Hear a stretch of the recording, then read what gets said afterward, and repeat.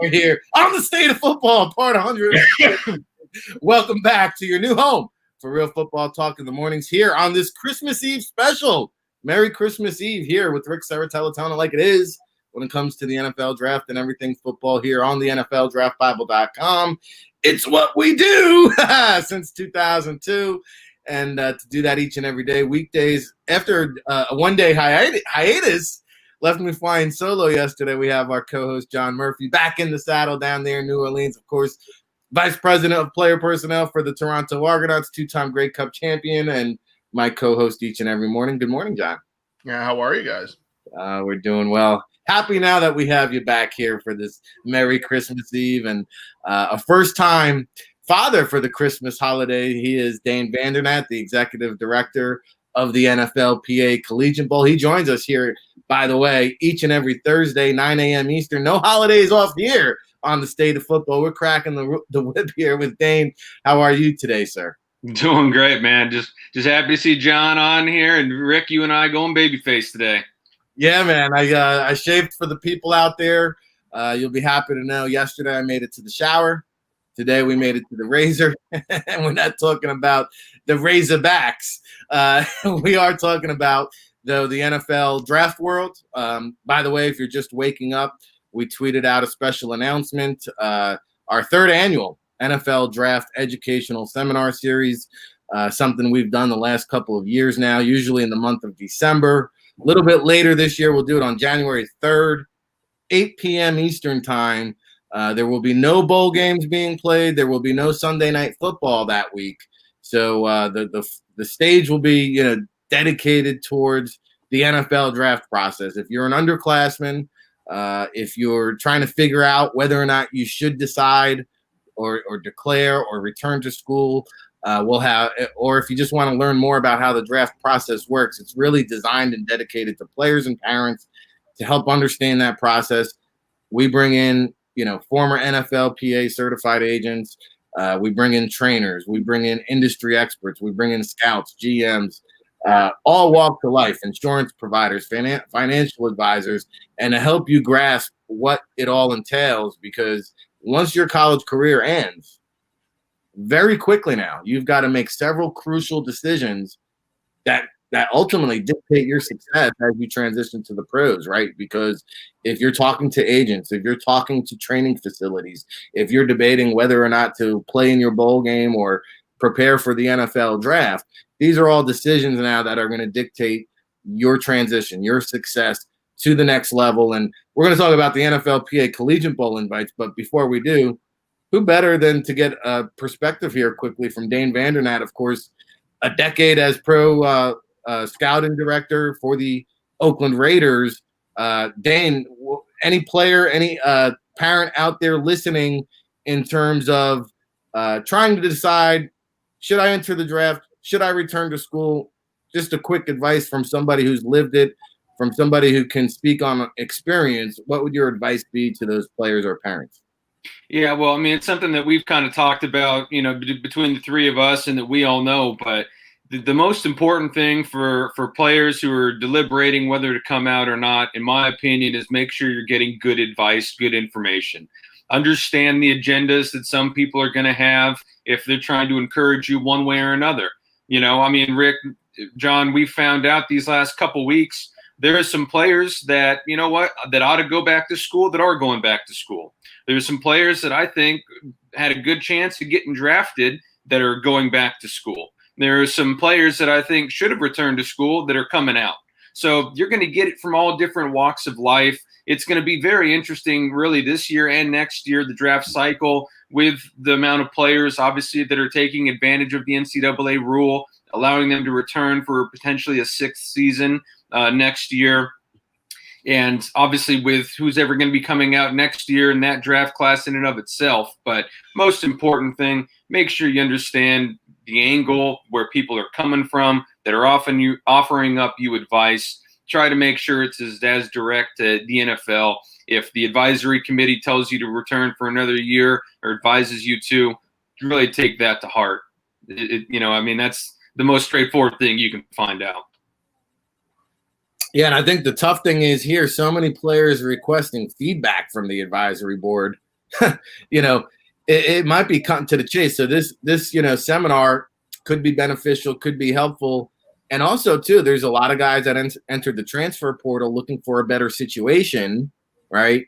And there's guys that have entered the transfer portal who might ultimately decide to declare for the draft. There's guys that have declared for the draft that might have a change of heart and enter the transfer portal. And if you missed our interview with Jason Brown, a St. Francis quarterback junior, he could have entered the transfer portal very easily. This is a guy that's going to be playing on Sundays.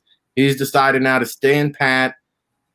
Chris Villarreal, someone who played a decade in the league in his own right there at St. Francis. So he's had success. He's going to continue to sustain that success at the FCS level, play in the spring, play in the fall, get 2 seasons in the same calendar year, and, enter the draft that way. But quick take here, John, your thoughts on the whole draft process and where players' heads should be at here on Christmas Eve. Yeah, I think you hit the nail on the head. It's not only getting your grade back, but then also looking and hearing how many other guys at your position are doing the same, because they don't give you a grade based off of everybody in the class. They give you your grade. But just kind of fundamentally realize, if you're a linebacker or any position and you and 5 other linebackers declare, your grades now aren't what they just were 5 seconds ago when you got them. Because if it's a bunch of players at similar positions, that's going to affect, what your grade and what your status, ends up looking at, and just give you a quick reference point. You wake up today and you go look at all the mock drafts, and now you'll definitely find Zach Wilson now somewhere in the top 10. Yeah, his spring grade was incomplete. Okay, just give yourself an idea that is what kind of scenario can happen, that a guy can go from being not really looked at, in terms of, yeah, people would have noticed him or seen it last year, but you never would have projected the immediate turnaround in terms of that type of season that he would have had this year. Was not on the immediate radar. There's other guys, without a shadow of a doubt, because that's the business we're in, who just did not play in the fall, whose grade could rise or drop, and they have not played a down of football since the last time they got a grade. Just because. Doesn't always have to have a rhyme or reason behind it. So, if I'm some of these guys, and I mentioned it to you the other day, Jojo Doman at Nebraska, his dad's is tuned into the league and the process and everything is humanly possible. Hey, you didn't, the team didn't perform as well. You didn't get as much, kind of talk and chatter around it. You play a position that's already going to be kind of a little bit, whatever your draft grade is, you're probably going to get drafted a little lower, than that, and to me, I think that's a perfect opportunity for a kid like that. Go back to school. Nebraska expects to be better next year with a 3rd recruiting class of Scott Frost. Go back to Nebraska, be the team captain, get your 80 to 100 tackles, and then most importantly, you're a football player first and a track, like a track and field athlete, not even 2nd or 3rd. So you need the more time to work on those on-field drills, get a normal combine when you can run and have a pro day to back it up, because then you can turn on the film and watch. Turn on the film against Minnesota, and he gets locked in against the slot receiver and makes a play 60 yards down the field as the will linebacker at Nebraska and causes a pass breakup 60 yards down the field. That's going to look like one thing. If you improve your 40, it looks a very different way as a one-off that people may not even go look at and really pay attention to the other way. So when you have a guy that your dad's been in the business, for, his entire adult career, and you're taking the time to process all that information before making a decision, I think it just shows a lot of these kids that you should really take this part of it seriously. And another part of that night, there's still plenty of time that night. If you're watching this, don't just send it to the seniors and the juniors that are eligible. this is something that should be shared with the freshman and sophomore, guys as well. Or even if you're a parent of a kid who's getting a top 300 recruit this year in the college, you should watch this. Marvin Jones, your kid will be in this situation down the road. He'll be watching this because he knows that he's got one in his own house, that is coming up the ranks, that's going to be going through this, 3 or 4 years, from now. Because the earlier you know that process, one of the things, and it sounds funny, but it is truthful to some degree. One of the other things you're doing is you're inviting these people that you're bringing into your life are going to be involved in your family's life for the better part of the next 10 or 15 years. So you better get to know them, and you better get to know their character, and I would say when you get to see some of the presentations, especially some of the things Mook can bring to the table, some of the things that, Big Daddy can bring to the table, you don't always have to do business with those folks, but the character should match the type of character that those guys have in terms of sharing the reference points and sharing the information, because that's the biggest thing. Be careful who you're bringing into your household and into your family, because they're going to be there the next 10 or 15 years, whether you like it or not. Well, excuse me. John, I think you make a ton of great points in that. But the one, that I was going to follow up on specifically was that value's relative in the NFL and with your draft stock, right? Just like you're saying, if you get a grade, oftentimes what the NFL advisory committee does is it sends emails or it sends lists of names to the player personnel or the college scouting directors of the various NFL teams, and they ask for feedback on the players. So oftentimes then, guys are going to make sure that they give, some time. They go to their college area scouts. They find out what the grades are if they don't already have it in front of them, and then they send that back to the league office. Well, those grades oftentimes they're based off of September, October, November, maybe even December.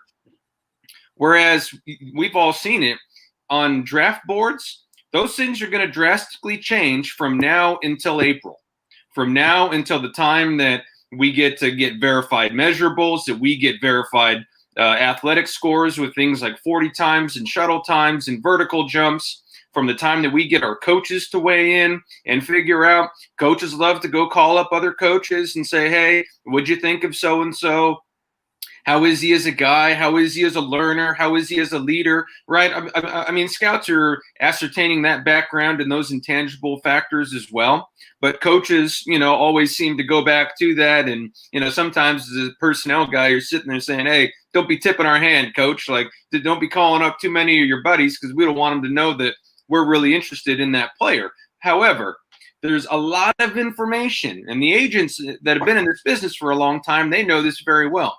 There's a lot of information that's going to be shared, that's going to be revealed here in the next 2, 3, 4, 5 months as we lead on up to hopefully that fateful night in late April, right? There's a lot that's going to transpire from now until then. So because you received a 3rd round grade or a 5th round, type grade from a source that maybe an agent that you're dealing with has or whatever, that does not mean that's going to hold true for all this time. Now, certainly it has the opportunity to rise. You go out there and go kill the pro day or the combine and, have great interviews with NFL clubs, or with Rick and I, as we're doing the NFLPA Bowl stuff in the coming weeks. You're going to have opportunities to increase your draft stock or at least solidify it. But there's also opportunities for other guys that weren't factored in when you received that preliminary grade. So again, it's all very relative. There's a lot of people that are still undecided. Rick, I'm blown away by the graphic that was just posted at the bottom of the screen, 794 players in the transfer portal. To me, that's insane. And, that does give me mixed emotions on telling kids whether or not, and I say kids, obviously these are young men, but whether or not they ought to return to school or if they ought to come out. When you sit here and say that as of this morning, there's 800 free agents in college that are about to be changing programs. So, it's a lot of mixed emotions when you're going through this, but find good people you trust. I'll continue to hammer that point. Make sure you're getting proper advice and advice that's rooted in integrity when you're dealing with some of these people. Yeah, it's amazing. And that 794, that's from Tuesday night. So I'm sure we're well over the 800 mark at this stage. And heck, we can build our own top 25 programs, like literally 25 programs. Hey, it's not, you got to kind of be careful how you say it. And I'm sure I'll get a lot of flack from my coaching friends. But one thing you can't overlook in this process is a lot of coaches out there who scout over the phone, not off the film. Be careful, so you got to be careful, because they're looking, they're looking at things differently than the scouts. They're looking at, they want to know personality. They want to know what the kid's going to be like in their room, and they know what kind of guy their guy is, right? And you hear that a lot more because coaches have an opinion of what that means, and scouts and personnel people have sometimes a different opinion of what that means to say, is he our kind of guy? You can have a reference point of what you think that means by position in your organization, and the scout might see that physically or on the film or with production points, and a coach can think of that in terms of the kind of person I'm dealing with every day. How is he motivated? How does he learn? And different things. So sometimes you try to get a coach who's not into wanting to teach it 6 different ways, and you get somebody telling them, oh yeah, my guys are telling me he's a high rep guy, and then all of a sudden you hear the coach telling you the same thing that the colleges told you. You know where he got it from. He didn't get it from watching a film. He got it from talking on the phone. So a lot of times those grades are very, very kind of objective and subjective at the same exact time, because you could hear something very different depending on what side of the hall kind of you're working on. Yeah, the game of telephone, always a fun time. The point I was going to make, I'll think of it in a second. Hey, yeah, you know what, Rick? I'm just going to follow real quick to John's point. When you're in the NFL, when you're making multi-million-dollar investments, you sometimes and oftentimes you need to evaluate the evaluator, right? To John's point, some guys, they are looking to cut some corners and get some quick info. And if they know, hey, you know what, my buddy's the position coach over there, and he told me X, Y, and Z about the player, all of a sudden, as John said, that's his opinion now on him too. So sometimes you got to sit there and say, hey, you know what? Your job as a coach is to teach. My job is to find you players who can not only learn, but go out there and execute. So we've mentioned this a couple of times with different people, on the call, and some of them have been guys that have got Dane's background. Some of them have Neil Stratton's background. Other ones, are just media. That is one of the things that I would wonder again, if we deal with a draft process similar to last year. The scouts not having the water cooler talk by not having the pro days back to back to back to back to back.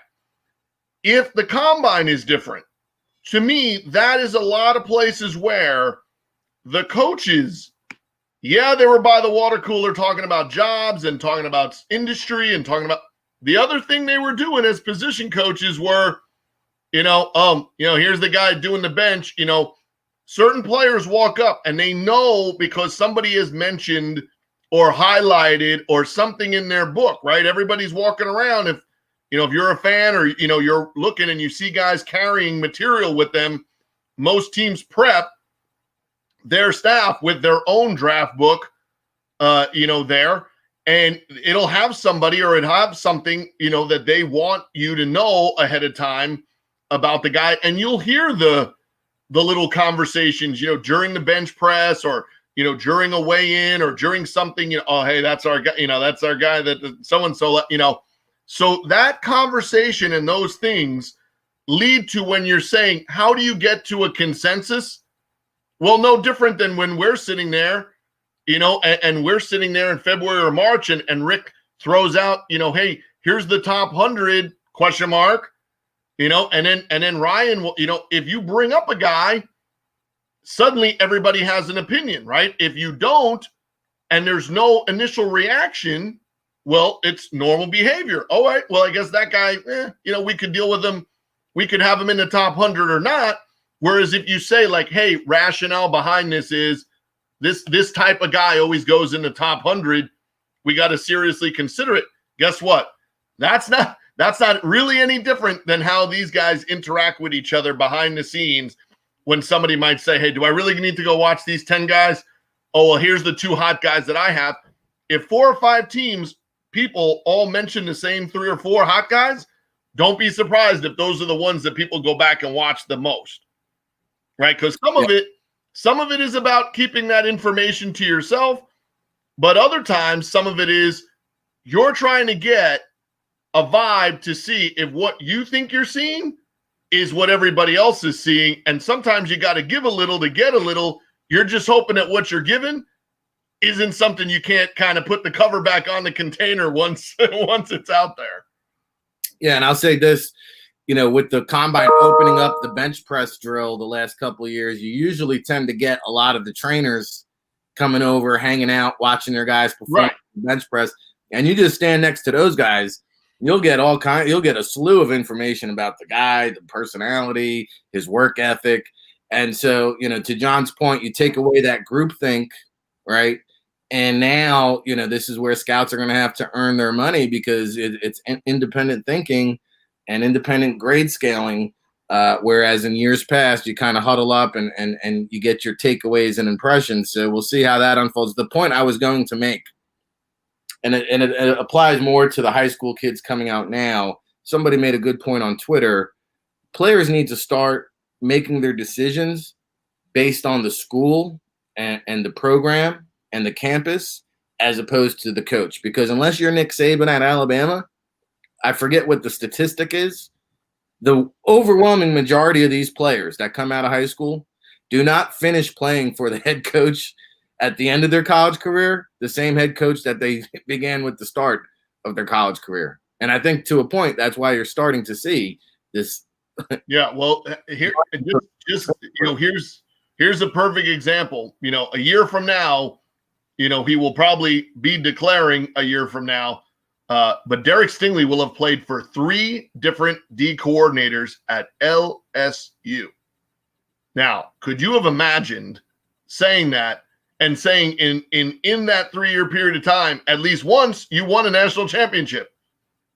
Yet a top 10 player potentially in a draft will have played for 3 different D coordinators and potentially 2 different position coaches before he finished a 4-year time frame in college. So it's not just the head coach, because most of the times the head coach, even Nick Saban, is not the primary recruiter that was in your house that was, he may show up to seal the deal, but he wasn't the reason you got from point A to point B.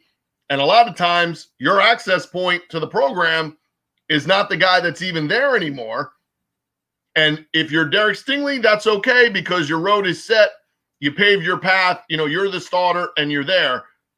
Let's go on the other side and say there's guys who are in that 794 transfer portal who were 3-4, and there's probably a 5-star guy in there somewhere. And the reason they're in the transfer portal, their main person on campus that was, blowing their horn is the next big thing. Once they're not there, you become just one of the guys in the mix. Yeah. I mean, that happens. Hey, John, if I can weigh in on that too. I mean, I just sit there and I think to myself that most people coming out of high school right now, you're not going to end up playing on Sundays. You're not going to end up going pro. So for me, I always tell guys, and I think you make a great point, right? Obviously with Derek Stingley, you want your coordinators to have success like Dave Aranda and get that promotion, if you will, the head coach at Baylor. But obviously you don't want to also have to go through what LSU's been through this year. But at the same time, there's so few players like Derek Stingley, as we all know. So I would always advocate, number one, if you're choosing a school, find a program that fits you, like you're saying, John. Find a school, get an education. For all the players deliberating if they should return to school this year or not, you know what? If you're on the fence, if you're not getting back definite draftable type conversations or grades from sources that you have that are good sources, and if you have the opportunity to earn a diploma in the next year, I would highly, highly encourage you, go get that piece of paper, set yourself up for the future, not just the short term, but also the long term. It's so important for guys to get an education. Yes, I realize some guys are supremely talented and they're only going there for 3 years before they're parlaying it to the NFL. That happens absolutely all the time. Unfortunately, other guys think that's going to happen to them and it doesn't. And they end up missing out on getting that free education. They end up missing out on earning that diploma and being able to apply that to their second career later on. Yeah, Ryan Roberts would be a perfect example of that. Pull all your eggs in the basket that you're going to the NFL, declare early, and look where you end up. Doing mock drafts for us. There you go. State of football here. Ric Serritella, John Murphy, Dane Vandernat. That last point you make, Dane, leads us into our chat room question. And shout out to all our chat room people. Merry Christmas Eve to Daniel Cassidy and Robin Backsav and everybody who tunes in each and every day. Weekdays, 9 a.m. Eastern here on the State of Football, your new home for real football talk in the mornings. And that kind of ties into what I want to tell Robin. Her question is, how does player representation weigh in? Well, to me, it's about your network. It's just like any other business. You're only as strong as your Rolodex. And I think if you can get real grades, right? Like, how do agents go about getting their draft information? Because are you just reading a random mock draft online, or are you dealing with reputable folks such as NFL Draft Bible or Maverick Sports Consulting and folks like that? So to me, like, being able to give real feedback, real draft grades is one area where representation weighs in. And then I also think it's the relationships that they have in the front offices, right? Because at the end of the day, the player is earning his grade, right? With this film, with this performance at the combine or pro day, like, they're building their resume. But I think the agent, a good agent can make more teams aware by their network. Maybe they know the regional scout. Maybe they know the director of pro personnel. Maybe they interact with the GM. And so, if your agent isn't connected, well, then he's going to have a harder time getting his client on the radar. And I think, that's where a lot of the newer agents sink or swim. I know we've been able to work with some of the newer agents over the recent years that might not have those contacts, but we do. So, hey, there's a backdoor way, skip the 10-year process of going out to all these events, work with guys that already have the contacts. And that's been one formula, right? But there's more than one way to skin a cat.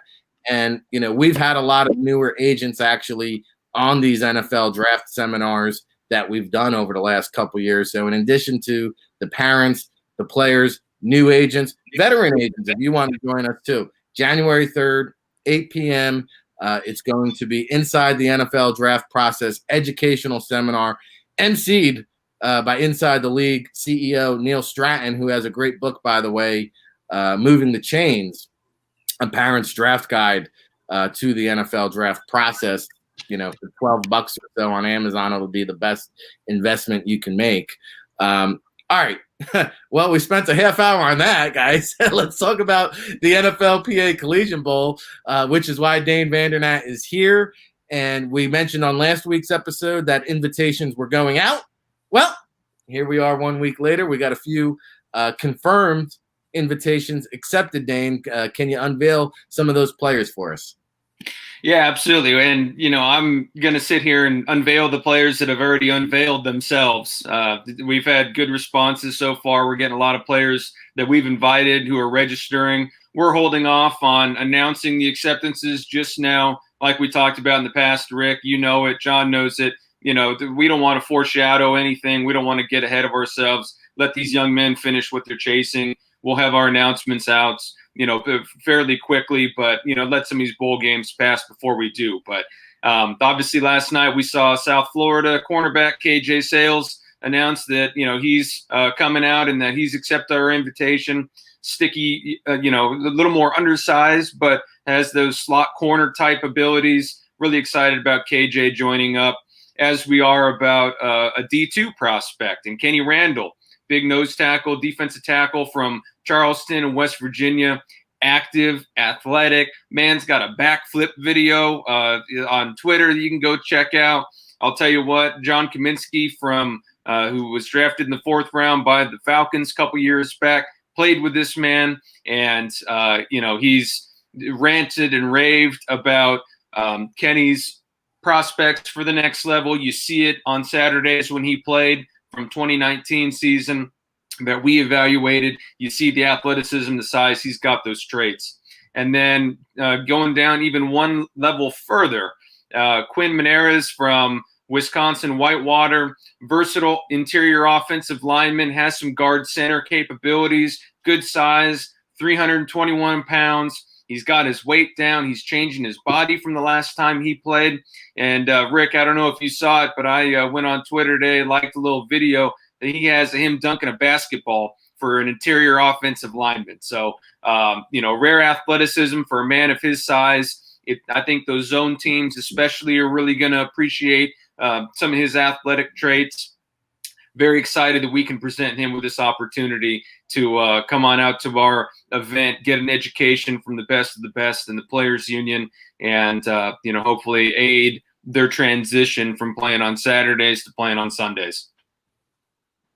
Yeah, and I think that's one theme that we have kept, even though the event has gone from the traditional game format to a virtual format. The NFLPA Collegiate Bowl has always been a diverse platform, right? We've sought out talent from the FBS, from the FCS, from the D2, the D3s, the HBCUs, the military academies, right? If you're talented, we will find you, has kind of been our scouting staff motto over the last couple of years. So any thoughts and impressions there, John, on the announced invitations thus far? I think the biggest thing is, like what you just mentioned, having a variety of guys means that they get to see what this process will be like, even without the practices and the one-on-ones and that part, to be able to see what these questions and the interview process and the things like that will be like when they're actually then having the teams calling them. I think it's a great opportunity for them to learn more about what they're going to have to present. That's a skill in itself, for a young player. Be knowledgeable that they're going to ask you football questions, life questions, kind of everyday stuff. It's not going to just be, a lot of the same. It's 32 different, it's all different questions from all different teams. Some of them will be the same. A couple of them will be, kind of, different. So be prepared for them. So, I guess they'll find out if Dane thinks they're more of a dog person or a cat person. Yeah, for sure. You got to love those questions. And, the NFLPA Collegiate Bowl invitations will continue to roll out. So if you're a player, make sure you check your school email, right? Let's get up in there, check that, and check in with your head coach, because they would be notified as well. So we'll continue to unveil. I'm sure the players will continue to unveil themselves on social media. Make sure you follow the NFLPA Bowl on Twitter. Of course, collegiate.nflpa.com. And, oh, by the way, there's a Christmas Eve bowl game, but of course, here today. So we'll end it on that note. Dane, Hawaii and Houston could be a couple candidates here playing today that might appear in our virtual NFLPA Bowl event. Yeah, absolutely. Hopeful that we will. And, one guy that I've talked about before, Rico Bussey, wide receiver, formerly from University of North Texas, now over at University of Hawaii, has good size, had explosive speed. Unfortunately, he suffered a knee injury last year that curtailed his prospects of coming out in the more recent draft. But a guy who will be playing for Hawaii today, who I think has, a real chance to be a player in the NFL. And then Marquez Stevenson, another receiver, Rick, that we highlighted over the summer, also going to the Senior Bowl, should be able to show out there. Explosive speed, returner, slot player, has a lot of talent in his body, should make a great pro. Excited to hopefully watch both those guys. But obviously, as we've seen with some of these bowl games, some of our favorite players are opting out and getting a head start on training. So we'll see how the one today goes. But Hawaii-Houston should be a good one. Yeah, and shout out to the Rainbow Warriors. I think they got like 9 games in during the pandemic here, out there on the island. That's quite a feat. And, you mentioned Rico Bussey and Marquez Stevenson, both who I think have a shot there to hear their name called during the draft. One guy to keep an eye on John, I don't know if you've seen him. Calvin Turner, have you seen this guy, the wide receiver for Hawaii? Former JUCO transfer quarterback. He plays quarterback. He plays running back. He plays wide receiver. He returns kicks. He's just all over the field. And he's a senior. I don't know if he's going to return to Hawaii, come out for the draft, if he's even on the NFL radar. He's just an athlete. And so, just try to find a way to get the ball in his hands. Keep an eye on that guy today. So, really there's 3 wide receivers in today's bowl game, Turner, Bussey, and Stevenson, to keep an eye on. As you know, a lot of late second announcements, who's playing, who's in, who's out, who's got COVID. So we'll be keeping an eye on the New Mexico Bowl there today. John, any final thoughts? Yeah, hopefully, you don't see what happened yesterday, because La Tech playing in a bowl game without their starting quarterback. It was, not what I guess you would anticipate, a bowl game result to be.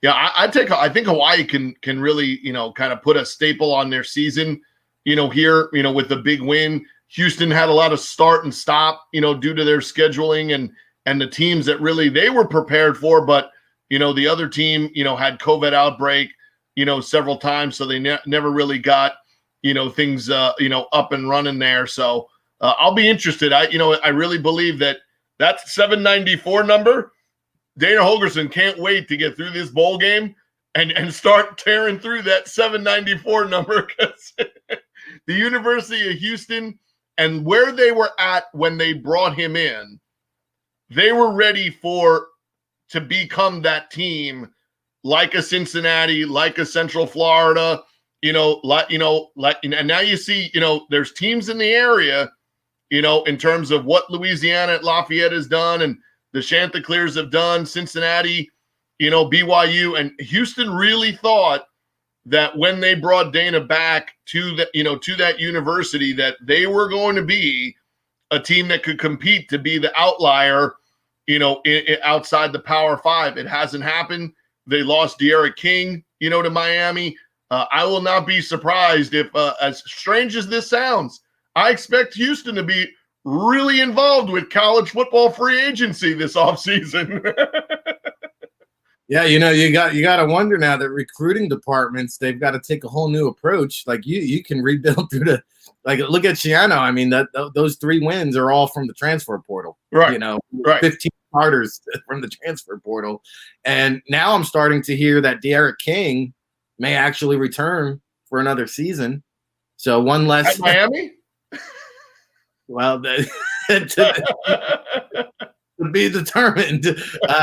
But yeah, these senior signal callers are just, Kenny Pickett, Desmond Ritter Dustin Crum. He was a senior. Yep. Pickett, and now De'Ara King, another guy who may. Right. Because you are also seeing that those quarterbacks are all looking for where's there a senior and where did they leave, right? Mordecai jumping immediately from Oklahoma to SMU is really, really smart, because don't wait. Like we were just talking about in the other segment.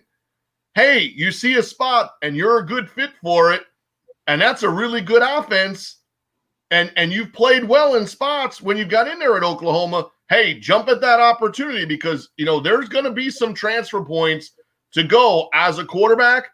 That'll be really unique opportunities for players to get a legit shot, right? Where Kyle Trask, look at the senior quarterbacks, look where they're at, and then look where there could be some really interesting guys, because you saw right now down the stretch. Would you like to play Georgia now? Not so much. JT Daniels, a big difference in what Georgia looked like. And if Georgia has JT Daniels next season, and Florida and Alabama don't have Jones and Trask, don't be shocked if Georgia isn't the team that's, right there in that top 5 or 6. Same thing, Texas A&M, Kellen Mond heading to the NFL. All of a sudden, Texas A&M is going to be a big opportunity if you're a college quarterback looking for, to be that De'Ara King. Texas A&M is going to be really big in the spotlight in terms of where you would probably see somebody end up January or February surprising you and saying, I'm going to take my skills to Texas A&M. Well, hey, Rick, real quick, I know we got to wrap up, but I mean, it's an interesting question, because to me, we obviously have such a top-heavy underclassmen, amount of quarterbacks coming out, right? Your Justin Fields, Trevor Lawrence, Lance up at North Dakota State, et cetera. And then obviously Zach Wilson of BYU. So, you have 4 guys that are, going to be supposedly first-round draft picks. Well, you're not having a lot of senior quarterbacks. There's a pretty big gap between the top and the bottom when it comes to quarterback. And for those teams that, hey, like to take quarterbacks in the 5th, 6th, 7th round, have as a developmental guy, maybe he's on the practice squad year 1, maybe he's a guy for the future. I don't need an immediate starter, but I want to groom someone. Those guys are all deciding to return to school. So it's kind of an interesting question this year when it comes to quarterbacks, because once you get outside of, Ellinger down at Texas, Mond at Texas A&M, Trask at Florida, who are really some of the guys that we're serious about, potentially drafting that play the quarterback position. Yeah, well, hey, you mentioned JT Daniels. Don't be surprised if he enters. Carson Strong is a candidate. Davis Mills is a guy. But to your point, Dane, I would not be surprised if you see like 6 quarterbacks off the board in the top 50 and you don't hear one called until day 3 again. Like, that's just the way this draft is shaping up. And I know you went OT with us today. We greatly appreciate that. We're going to pop on Neil Stratton real quick so you can wish him a Merry Christmas, because that's what we do here on the State of Football. Hey, it's friends meeting friends and sharing good times. That's part of what we do. And, Neil, we were talking about the NFL Draft Educational Seminar that we'll dive into, and Dane shed some light there on that. But I know you guys are all getting ready for the holidays. Everybody here on the panel is a father, so just wanted to give you a chance to say hello as we shift gears.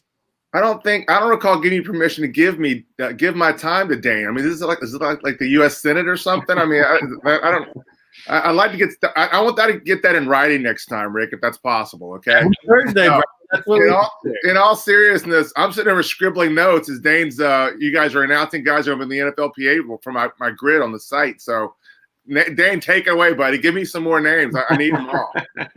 No, but in all seriousness, Merry Christmas to you guys, and it's obviously been a pleasure to spend this year with you and do all this. And Rick, hats off to you and Sam especially. You guys are machines, man. No days off really is true when it comes to this show. Yeah, that's the NFL Draft Bible philosophy that we live by. Of course, John Murphy, except for yesterday, taking no days off. But Dane, we always appreciate the time. I know that we'll be chatting off the air, and again, enjoy that first Christmas as a daddy-o over there in Missouri. Yeah, no, I appreciate that very much, Rick. Merry Christmas to all you guys. Please stay safe. Happy holidays to your families. Always looking forward to catching up here on the other end.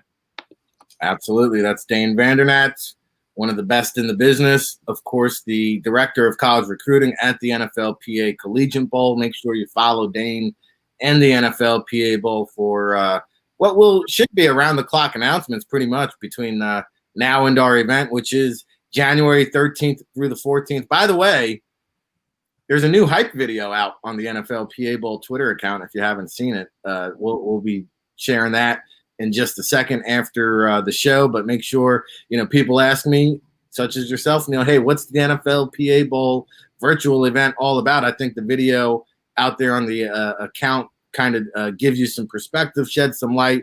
And, of course, the NFLPA Bowl NFLPA University, which they do each year out in Pasadena, is just now going virtual, right? It's just a virtual format. Unfortunately, we won't have a game format such as, the Senior Bowl, what they're anticipating or scheduling to have. And looks like here, December 24th, 3 weeks away, looks like all guns are a go down in Mobile. But, we had some exciting news to announce this morning. Again, if you're just tuning in, the NFL Draft Bible in association with Inside the League, Neil Stratton emceeing the event January 3rd, 8 p.m.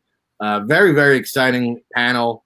We're excited to be doing this now. This is the 3rd year that we've kind of done this educational seminar inside the draft process. And quite frankly, Neil, I don't think anybody else is doing it. And if they are, they're not nearly doing as good of a job that we will be providing on January the 3rd.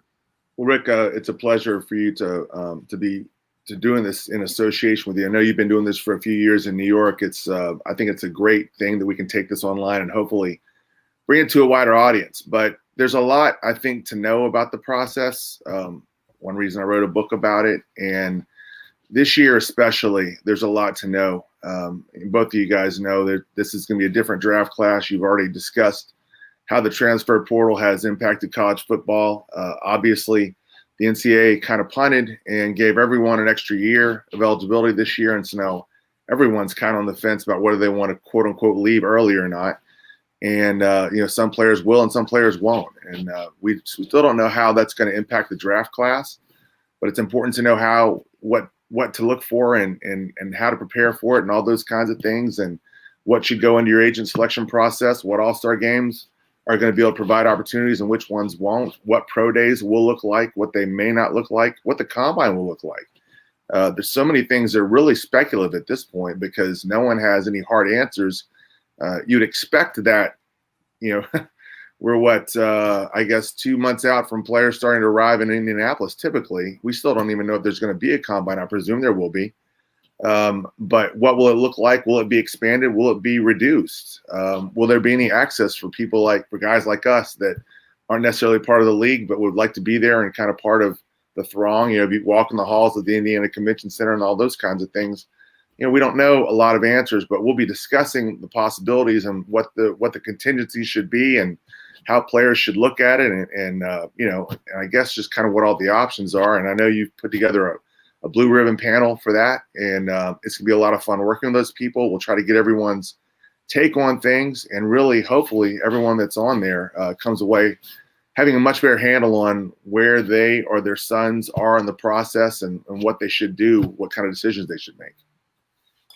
Yeah, we're looking forward to it. It's going to be January 3rd, 8 p.m. Eastern. No bowl games on the docket. No Sunday night football. Just our undivided attention with a panel who lives this process each and every day. So RSVP to our super producer, Samantha, behind the scenes. Sam at allaccessfootball.com. Sam at allaccessfootball.com. This will be a sellout event. First 100. Player parents, if you're a new agent, we can have you too, and probably some future, speaking panel announcements still to come. So log on at NFL Draft Bible for that information there. A couple of interesting things. You mentioned the All-Star games. I'm putting you a little bit on the spot here, Neil. I don't know if you've heard. The scouts now are going to be able to attend the Tropic Bowl, which is scheduled for, I believe, January 15th through the 17th.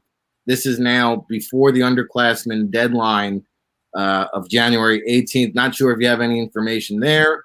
And then the Hula Bowl, from my understanding, those two dirty words, the Aloha Stadium is going to be condemned. I guess the Hula Bowl is still moving on as planned. I don't know if you have any intel there. I haven't got any intel on that, but I was kind of curious about that as well, Rick. I mean, I presume they can I know that they've had the game at a high school facility in the past, but I don't have any enlightenment there other than the fact that they'll have to do it somewhere, obviously. As for the Tropical Bowl, I'm excited about what you just talked about, how the scouts will be allowed to go and obviously evaluate the players. We're all in favor of any opportunities that there are out there for players. And again, one more thing we'll talk about on that call here in, I guess, about a week or so. It is good that the teams that the NFL will allow players, scouts to go on the road. I think all the games that are going to be in person are getting pretty robust registration right now because, my gosh, it's I guess to some degree scouts kind of feel like they've been finally let loose and released and allowed to kind of go out and do the things that they do. That's got to be exciting for them. Again, obviously everyone wants to be safe, but at the same time, we kind of got to live our lives and we got to find out who the players are and who's going to be part of this draft class, especially if it's a leaner draft class, as I kind of expect, as a lot of people expect, with so many players going back this year. So, yeah, it's going to be a pretty exciting time here as we sort of get back to normal around middle of January when the Tropical Bowl kicks off. And I'm curious to know, John, has the CFL ruled on whether or not CFL scouts can attend these all-star game events? I know the free agency process has revved up here. But what is the ruling? Where do you guys stand? Are you allowed to attend these all-star events? Yeah, just don't pay any attention to the guy standing in the corner. That's not me. That was not me. I was not there. No, but all joking aside, yeah. So what they opened up December 7th was you're allowed to deal with your own free agents. That is current. And then regular free agency would start on time February 9th. And then as of, I'm guessing since the New Orleans Bowl was yesterday, I hope it was qualified as of this week. If not, once again, that was not me at the game yesterday, in case you did not see me there. Yeah, you're cleared to do in-person scouting. Again, what you're not allowed to do is hold any formal or informal like player workouts en masse. So no free agent camps or anything like that. They'll kind of review that again in the new year. But I think now your trouble is a lot of teams, because of what's gone on, the immediate shakeup with no season was the factor that your scouts in the South living in the U.S., those were the first guys that got taken out. Those are the first people that, were kind of taken out of the budget, in that situation, with things. So it'll be very interesting to see, because the problem right now would be the large majority of people that would go to these events are in Canada. So now who are you sending to those events in the sense of this year? So I think they're now in reverse because of the dates. So normally you would go to the Gridiron Showcase in Dallas and then just make your way to Florida and make your way from Florida to the Shrine to the Senior Bowl, and then back home. This year it's the other way around, where you would go to Florida first, and make your way the other way. So, it's kind of an interesting scenario to see what teams, who will they use? Will they just try to get somebody in the area to go to something? But I think it's very important. If you look in Dallas, the one thing they've done a really good job of for sure is they have at least now half a dozen of the best college seniors in Canada coming down, to that opportunity, in Dallas. So I think, you'll definitely get CFL teams to want to be interested in that. I also think they're holding a free agent tryout that they've done every year. They do that. That'll be very interesting to both the indoor football leagues that are starting up, early in the new year, and the CFL, who, in all reality, you've been in a holding pattern since March, and now there's a whole new group of guys. So you have a group of rookies, most teams, about 20 to 25 guys you never saw in person, plus the XFL cuts who never got to sign, the NFL cuts from the end of, August this year, the spring league that just played, and the rookies who finished college last year who never got to go to an NFL minicamp.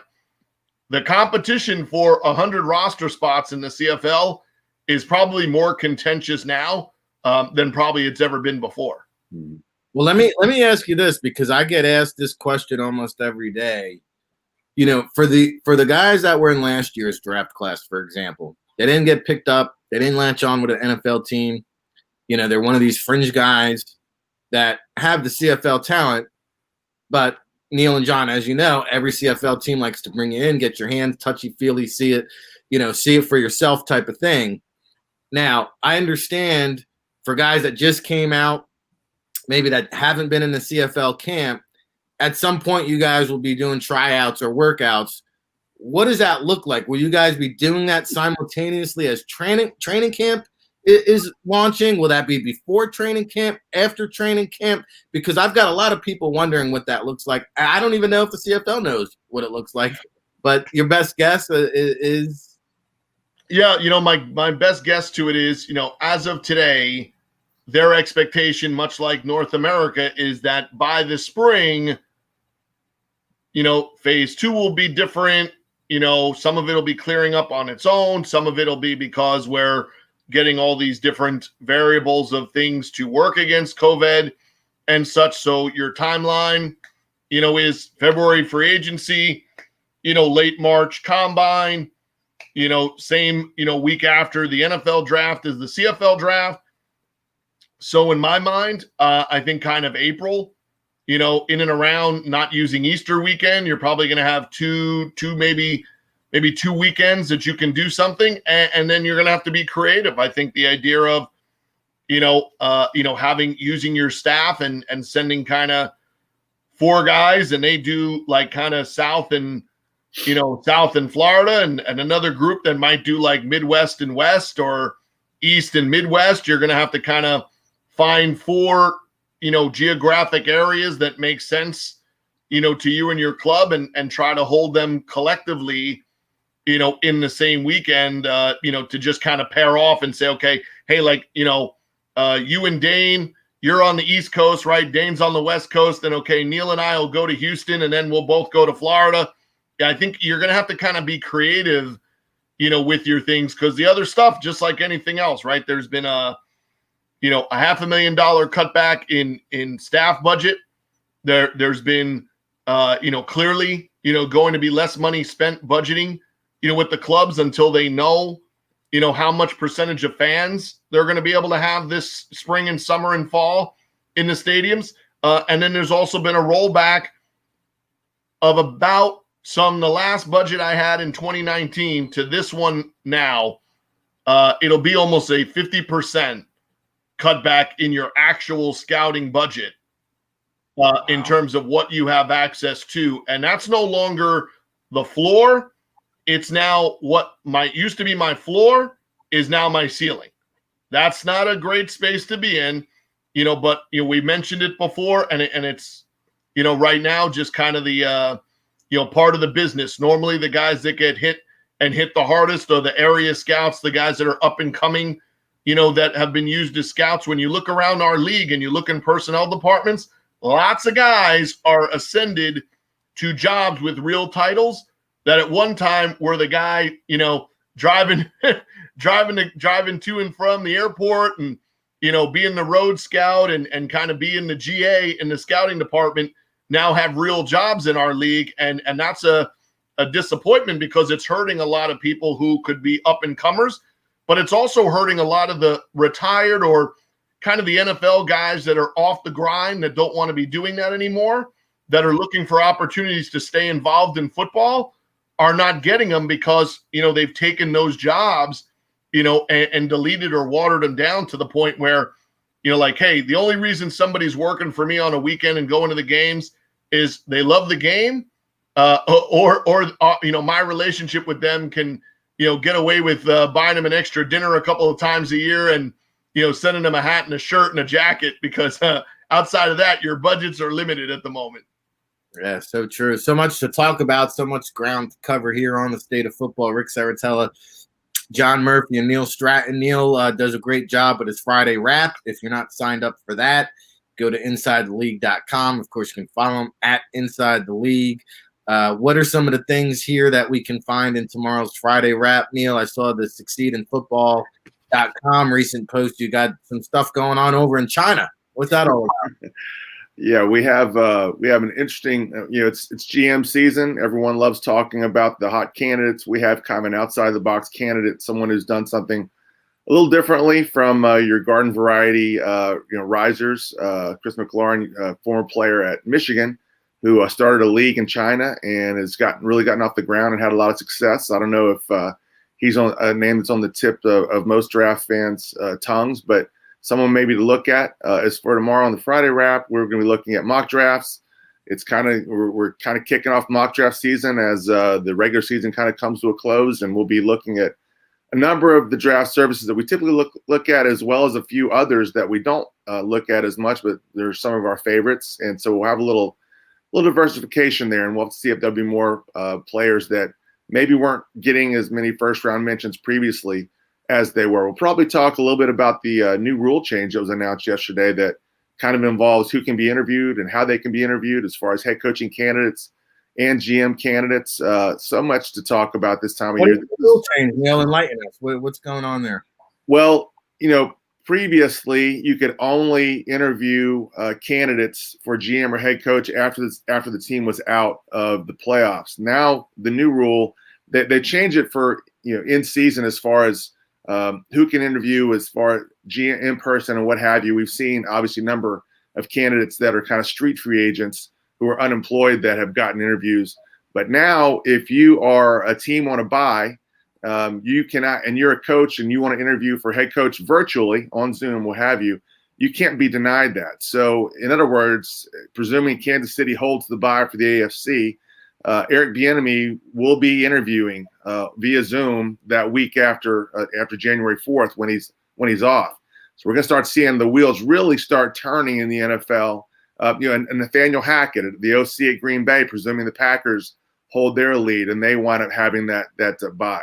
We could start hearing Nathaniel Hackett's name associated with a lot of teams that are out there. And as we've talked about previously on this show, the model's kind of flipped. For most teams, they're looking to not really as much bring in a GM to hire a head coach. They're looking more to find a head coach that they like, that they hope to build around, and then they find a GM who can kind of work with that person. And when they make the head coach more or less the face of the organization rather than the other way around. And so we'll start to see that. Also kind of interesting, after the regular season, normally, Nick Caserio is employed for a long time, but one of the benefits for someone like that, who's essentially the assistant GM in New England, is no playoffs means he can interview all he wants to. So he may get opportunities that he wouldn't have otherwise. Also, if you're a GM candidate, you can interview virtually. So a guy like Jeff Ireland, who I expect to get a GM job, probably get a second chance at it this offseason, will get a chance to also get on Zoom and talk to teams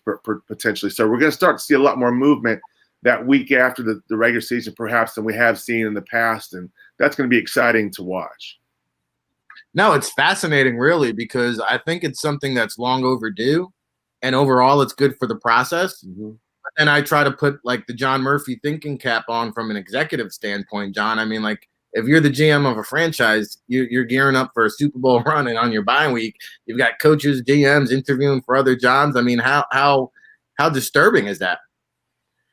Well, I mean, I think if you're sitting in that type of chair, then you also have to have a viewpoint from just not the 10-foot model, but then you got to pull yourself back right to the 10,000-foot model and say, if I was still sitting in a different chair, would I not want that opportunity?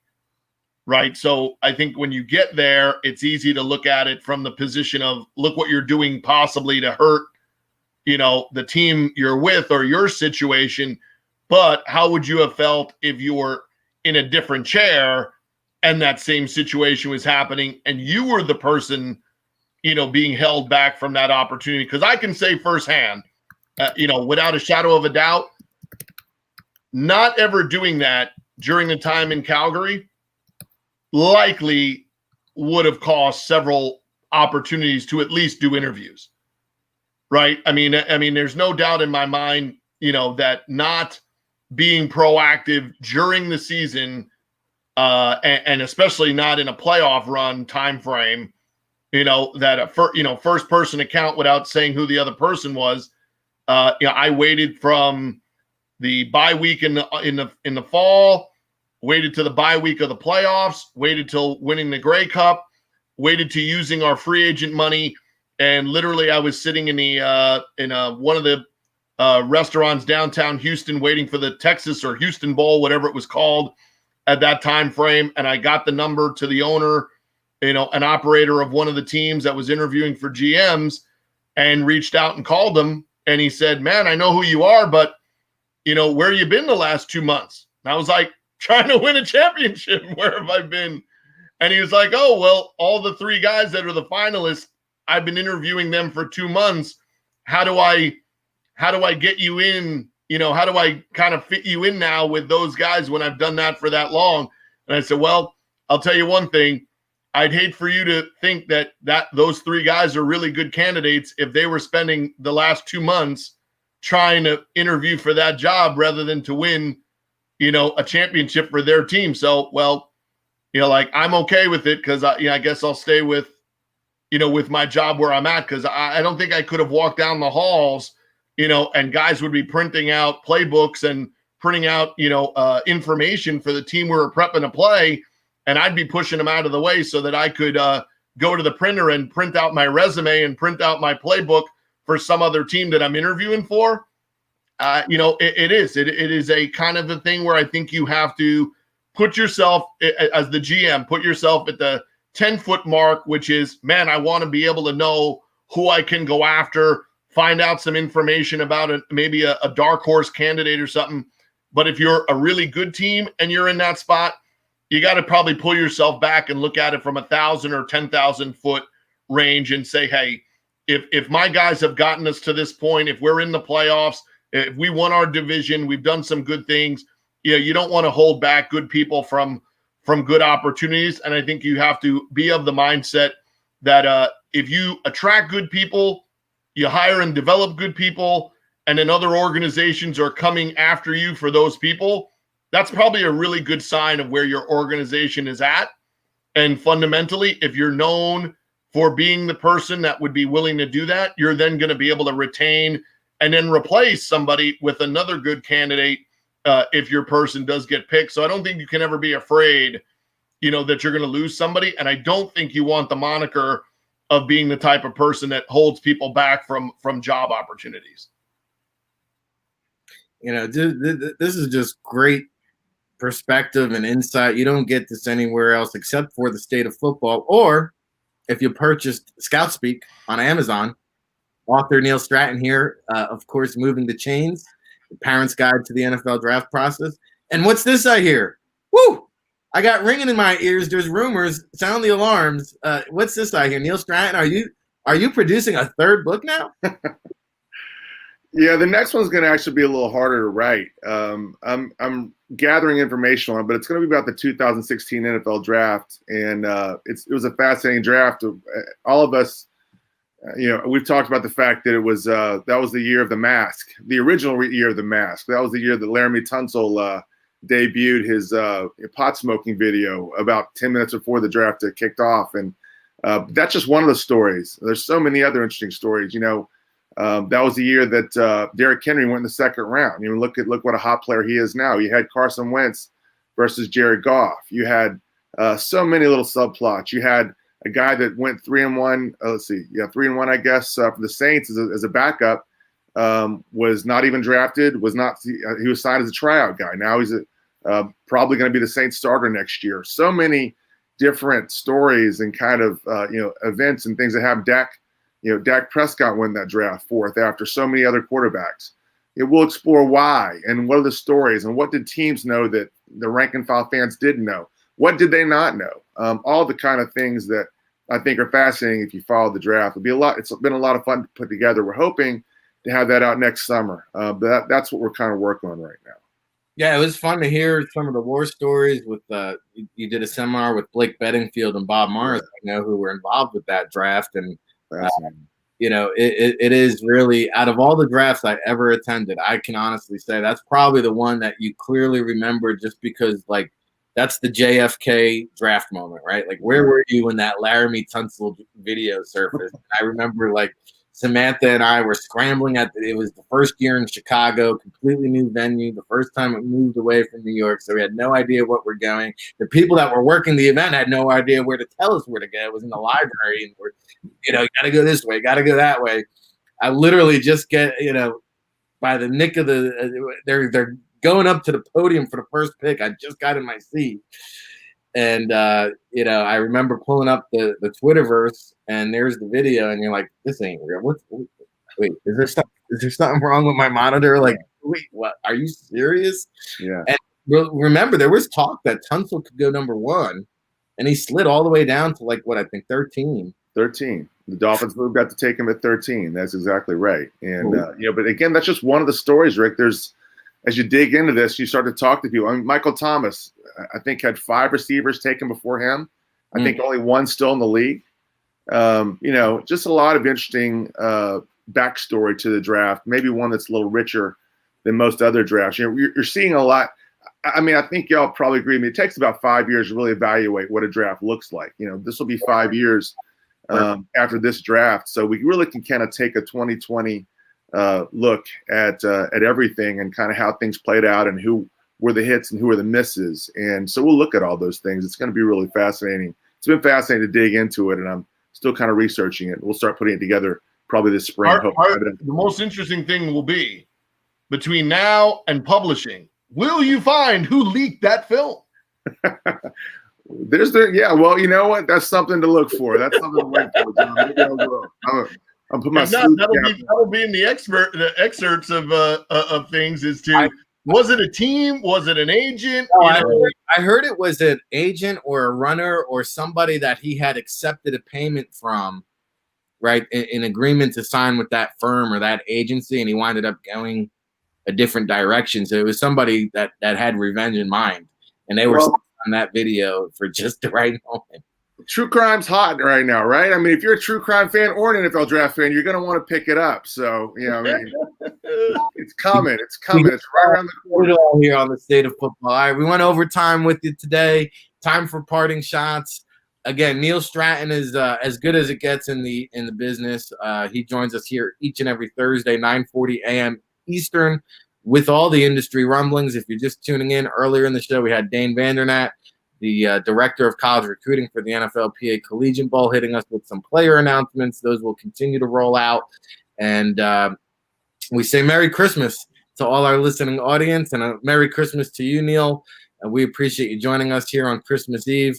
What do you want to shed light on to our listening audience at home here today? Well, just thanks so much for tuning in for these last few weeks. I know this isn't the last show of the year, but it's been a lot of excitement. It's really been exciting for me. And I always look forward to these segments. I hope that we can get a full 100 on the kind of draft preparation show. I'm looking forward to that. It's gonna be a lot of fun to really chop it up and talk about, kind of what's going to go into the decision-making process for so many people. Merry Christmas, guys. It's been a pleasure, and I hope you'll have a special day tomorrow. Absolutely. Merry Christmas to you and your family, Neil. And that NFL Draft Educational Seminar will be January 3rd, 8 p.m. Eastern. Make sure you RSVP to it, Sam at allaccessfootball.com.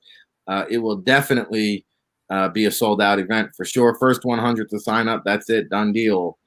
So make sure you go follow Neil at Inside the League, InsideTheLeague.com, SucceedInFootball.com, of course, Amazon, ScoutSpeak, Moving the Chains, and soon to be Inside the 2016 NFL Draft is next of the trilogy of books there. John, I missed you yesterday. I was flying solo. Good to have you back here today. We'll do it again tomorrow for a Christmas edition. Football Friday will be full throttle, triple espressoed up, and ready to rock and roll. Parting shot for the people here today on Christmas Eve. Yeah, well, I guess I'll be fortunate enough to once again have Rick's picks under the Christmas tree. That'll be one of the things I delight in this weekend as I go up to 2 scores. I think I want to stay at 2 scores. I think it'd be 2 scores will be good. I'll finish the year up by 2 scores. On it. Maybe I'll give him a pick or 2 back. On the last week, I'll go for some long shots just to try to make it interesting. Give Jersey guy a shot to get back in the mix. I'm still chopping. I'm still chopping it, but they better install a week 18 or 19 for you. Better find some extra games on the schedule. Playoff games are included, right? So I got some. We could add playoff games. We could add spring league games. We could add bowl games. Just I'm not going for Notre Dame against Alabama. I might need to sit that one out. I'm gonna be like Kurt Herbstreit. Just be like, I'm calling the game. I can't make a pick because that one's gonna be rough. But hey, going off of what you and Neil were just saying. Sheila Ford, Kyle McNair, Mr. Khan, if you're looking for somebody to just sit behind the scenes, you can let the coach be the face of the franchise. I'm available. You can call me tomorrow, Christmas morning. I'll take the interview on Christmas morning if you want to do it. So, don't worry about face of the franchise. I'm not worried about face of the franchise. I'll be in the back corner building the franchise. You can let whoever you want be the face of the franchise. Hit me up. We'll put the digits up. I'll put it online for you, Sheila Ford. You've hired way worse. Come on, Ford. You gave Matt Millen a shot to be the GM. You can at least interview me. Woo. Larry Lee, I know you're watching. Chris Spielman, make it happen. Come on. You've done worse. I'll send you an NFL Draft Bible tie, Chris Spielman. Shout out to all our chat room peoples. Of course, Daniel Cassidy, Robin Backsab, Curious George. Appreciate the comment. Not sure if it's a question, but you make a valid point. Deshaun Watson, no O-line, no run game, no head coach. Number 1 receiver got traded.